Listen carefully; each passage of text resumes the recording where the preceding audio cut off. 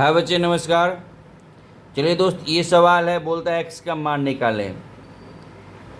ये सवाल है, बोलता है एक्स का मान निकालें। देखिए अभी आपको बताएं, एक लाइन है, एक लाइन के ऊपर में 180 डिग्री बनता है और लाइन के नीचे में भी 180 डिग्री बनता है, ठीक है।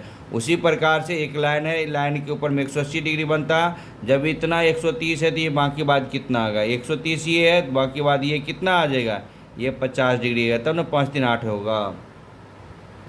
यहाँ समझ में आ गया। ये देखो एक लाइन है, ये भी एक लाइन है।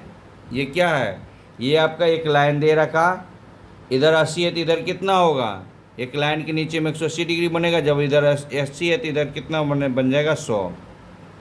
यहाँ तक समझ में आ गया। ये वाले कोण कितना हो गया, 100 हो गया। अब एक्स पूछ रहा है, ये एक्स क्या होगा।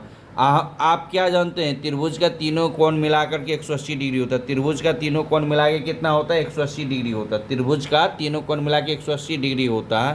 तो यहाँ कितना है, ये कितना है 100, यहाँ 50, ये दो को जोड़ते थे 150 होता है, 150 होता है। तीसरा में और कितना जोड़ देंगे तो 180 डिग्री हुआ। यदि ये कोण का मान हम 30 डिग्री रख देते हैं तो त्रिभुज का तीनों कोण मिला के 180 डिग्री होता है। 50 3 80 प्लस 100 180 हो गया।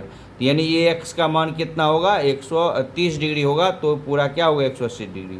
ये दोनों को जोड़ लो, 180 में से घटा लो, 100 प्लस 50 150, 180 में से 50 घटाओगे तो 30 डिग्री। वैसे भी त्रिभुज के तीनों कोण मिला के 180 डिग्री होना है। त्रिभुज का तीनों कोण मिला के 180 होना है। दो को कितना है 100, एगो दूसरा 50 है, और तीसरा को 30 रखेंगे तो ही 180 होगा, नहीं तो नहीं होगा।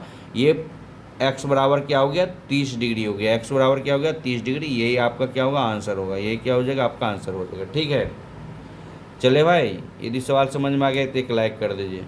ठीक है, ओके।